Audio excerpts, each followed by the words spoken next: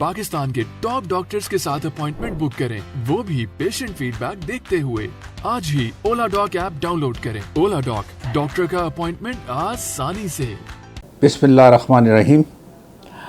मैं professor doctor Sajjad Ahmad हूँ और मैं यूरोलॉजिस्ट और एंड्रोलॉजिस्ट मेरी स्पेशलिटी है। एंड्रोलॉजी का मतलब है मर्दाना जिनसी बीमारियों का माहिर, ठीक है। इसको बाज़ वक्त मेल सेक्सोलॉजिस्ट भी कहते हैं।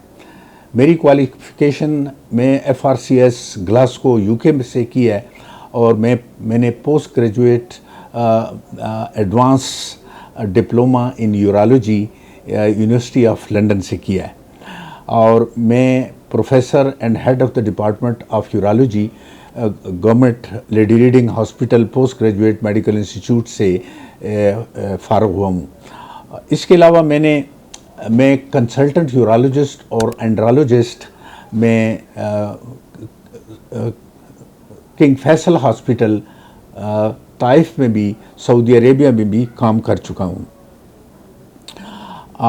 मेरा तकरीबन इस फील्ड में 35 साल तजर्बा है और आजकल मेरा प्राइवेट क्लिनिक जो है वो शंग्रीला टावर डबगरी गार्डन बिलमुकाबल औकाफ प्लाज़ा वाक़या है। आज का मौजू जो है या टॉपिक जो है वो है इरेक्टाइल डिसफंक्शन। इसको ED भी कहते हैं। इस मर्ज़ में या इस तकलीफ़ में मरीज़ का आज़ाए तनासल नहीं उठता, उसमें सख्ती वाक़या नहीं होती। अगरचे वो जितनी भी स्टिमुलेशन करे उसमें पूरी सख्ती वाक़या नहीं होती या थोड़ी वो की होती है और वो अपने सेक्स पार्टनर या बीवी को मुतमईन नहीं कर सकता। तो इस कंडीशन को इरेक्टाइल डिसफंक्शन कहते हैं। इस इरेक्टाइल डिसफंक्शन को डिस्कस करने से पहले थोड़ा सा मैं आपको इस पीनस की एनाटमी के बारे में बताऊं कि हमारी इरेक्शन कैसे होती है। कुदरत ने हमारे अज़ाए तनासल में या पीनस में 2 ट्यूब्स या रॉड लगाए हुए हैं जिनको हम कार्पोरा कैवर्नोजा कहते हैं और इन रॉड्स और ट्यूब्स के अंदर छोटी छोटी ब्लड वेसल्स होती हैं गुच्छों की शक्ल में और पॉकेट्स की शक्ल में, जो जब इंसान एक्साइट हो जाता है देखने में, टच करने के साथ या कुछ सुनने के साथ, तो इन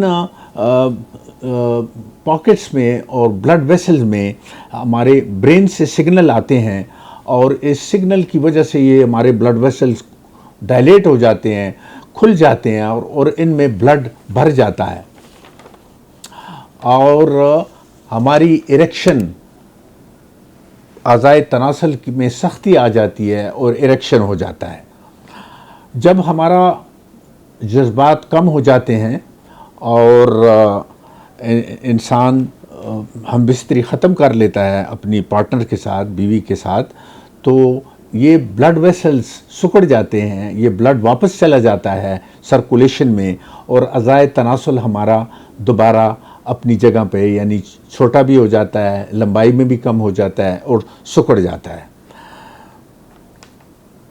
तो ये एक कुदरत का फिनोमेना है जो नॉर्मल लोगों को होता है। अब इरेक्टाइल डिसफंक्शन के वजूहात क्या हैं, काजेज़। इरेक्टाइल डिसफंक्शन के या आज़ा में सख्ती का ना होना या आज़ा में सख्ती का कम होने के काफ़ी वजूहात हैं। नंबर 1, इसमें साइकोलॉजिकल काजेज़ हो सकते हैं, यानी नफ्सियाती बीमारियां। मरीज़ परेशान है, एंक्शस है, डिप्रेस्ड है, ज़हन पे दबाव है, मसला कारोबार में कुछ उसने नुकसान किया है या घर में कुछ प्रॉब्लम है, बीवी के साथ अच्छे रिलेशन नहीं हैं, तो ये भी इरेक्टाइल डिसफंक्शन या इंसान के आज़ा में सख्ती का ना होने का बायस बन सकते हैं।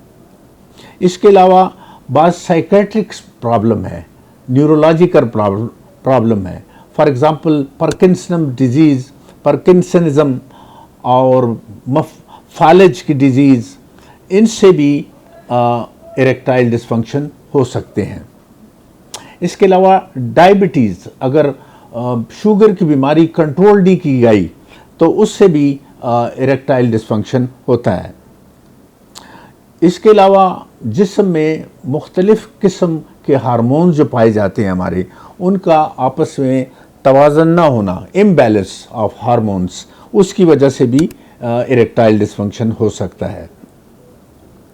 इसके अलावा नशावर चीज़ें, नशा करने वाली दवाइयाँ, मसलन कोई एंटी डिप्रेसेंट है या नींद की ज़्यादा गोलियां ज़्यादा खाना, इसके अलावा नशावर चीज़ें फॉर एग्ज़ाम्पल चरस का और हशीश का और marijuana का ज़्यादा इस्तेमाल, शराब का ज़्यादा इस्तेमाल करना, सिगरेट नोशी ज़्यादा, नस्वार, हुक्का, गुटखा, ये चीज़ें, चरस, ये सारी चीज़ें जो हैं, इसका इस्तेमाल जो है इंसान की इरेक्टाइल डिस्फंक्शन काज कर सकता है।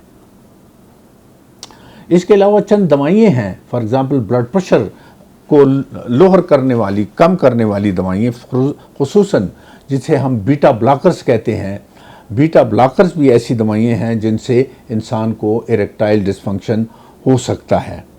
और anti depressant drug, anti psychiatric drug, ये सारी दवाइयाँ जो हैं इंसान को इरेक्टाइल डिस्फंक्शन कर सकता है।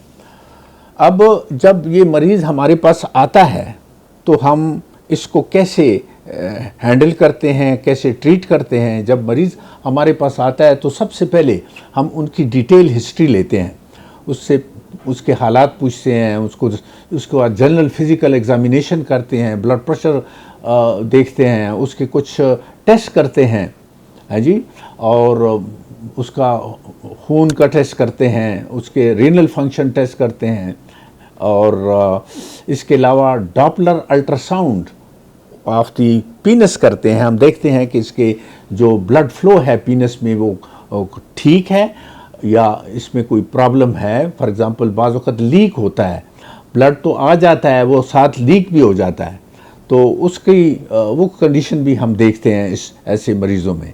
और इसके अलावा फिर नॉक्टर्नल टुमेसेंस टेस्ट है एक NTT या ओवरनाइट इरेक्शन जो टेस्ट है, वो भी हम इन मरीज़ों पे करते हैं, देखते हैं कि रात के वक्त बाज़ इन लोगों में इरेक्शन होती है या नहीं होती है।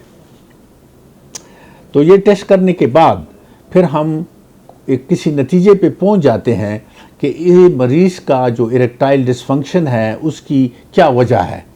जब वजह मालूम हो जाए तो फिर उसके बाद हम उसकी ट्रीटमेंट शुरू करते हैं। ट्रीटमेंट में हम दो किस्म की ट्रीटमेंट है। एक ट्रीटमेंट है दवाइयों से, उसे कहते हैं नॉन सर्जिकल ट्रीटमेंट। उसमें मुख्तलिफ़ किस्म की दवाइयाँ हैं हमारे पास। फॉर एग्ज़ाम्पल हम सल्डेनाफिल जो है, वियाग्रा जिसे कहते हैं, वर्डेनाफिल है, लिवेट्रा है। ये सल्डेनाफिल और लिवेट्रा जो है या वियाग्रा जो और लिवेट्रा जो है, ये शॉर्ट एक्टिंग है, तकरीबन 5 से 6 आवर्स तक इसका इफ़ेक्ट होता है। टेडानाफिल या सियालिस जो है उसका प्रोलॉन्ग्ड इफ़ेक्ट है, वो तकरीबन 32 आवर्स तक उसका इफ़ेक्ट रहता है। इसके अलावा हम पीनाइल मसाज देते हैं, penile stretch exercises, penile vacuum pump होता है जो हैंड ड्रिवन भी हो सकता है और बैटरी ड्रिवन भी हो सकता है। तो ये ट्रीटमेंट के ऑप्शंस हैं, मॉड्यूल्स हैं जो पेशेंट को हम ऑफ़र करते हैं। इसके अलावा इन दवाइयों के अलावा हम इंजेक्शन भी इंट्राकॉर्पोरल, कॉर्पोरा कैवर्नोज़ा में हम इंजेक्शन देते हैं, और ये मुख्तलिफ़ किस्म के इंजेक्शन हैं। इनको एक को कैवरजेक्ट कहते हैं, ये बेसिकली प्रोस्टाडिल केमिकल है, मेडिसिन है, और इसमें कॉर्पोरा कैवर्नोसा में इंजेक्ट करते हैं। ये एक्सपेंसिव इंजेक्शन है, तकरीबन 12-14 हज़ार रुपये का एक इंजेक्शन है। इसके अलावा म्यूल एक टेबलेट है जो पेशेंट के यूरिथ्रा में डालते हैं, पेशाब की नाली में आगे से डाल देते हैं, तो उसका पेशाब के म्यूकोज़ा से, ये यूरिथ्रा के म्यूकोज़ा से एब्ज़ॉर्ब होती है और ये इरेक्शन होती है। ये भी बेसिकली एल्प्रोस्टाडिल है।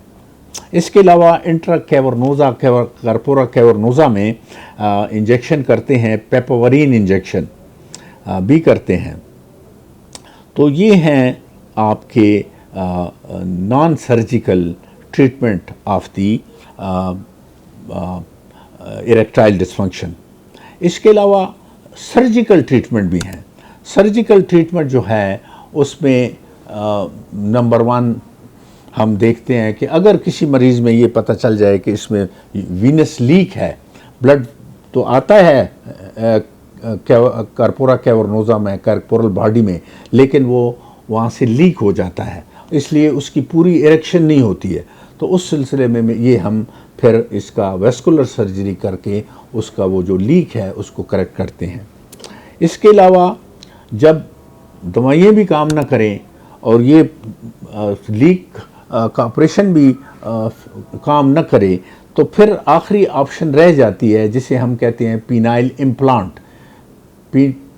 कार्पोरा कैवर्नोसा में 2 राड हम फिक्स कर देते हैं और ये राड की वजह से ये इंसान का पीनस, मर्द का पीनस जो है वो इरेक्ट रहता है और वो कामयाबी के साथ अपनी सेक्स पार्टनर के साथ, बीवी हो या और कुछ सेक्स पार्टनर है उसके साथ कामयाबी के साथ इंटरकोर्स या हम बिस्तरी कर सकता है।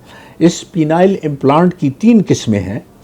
एक है इन्फ्लेटेबल पीनाइल इम्प्लांट है जी, दूसरा है मेलिएबल पीनाइल इम्प्लांट एंड तीसरा है फ्लेक्सिबल पीनाइल इम्प्लांट। इस पीनाइल प्लांट पे मैं एक सेपरेट वीडियो बनाऊंगा और आपको इसके मुताबिक डिटेल में बताऊंगा कि ये क्या होते हैं। उम्मीद है ये आज का जो मेरा टॉपिक था और ये जो मेरा वीडियो लेक्चर था आपने सुना होगा, आपको पसंद आया होगा और आपको काफ़ी मालूमात हासिल होंगी। अल्लाह हाफिज़। पाकिस्तान के टॉप डॉक्टर्स के साथ अपॉइंटमेंट बुक करें, वो भी पेशेंट फीडबैक देखते हुए। लाखों लोगों की तरह पाकिस्तान के सबसे बड़े डॉक्टर नेटवर्क का फायदा उठाएं और आज ही ओला डॉक ऐप डाउनलोड करें। ओला डॉक, डॉक्टर का अपॉइंटमेंट आसानी से।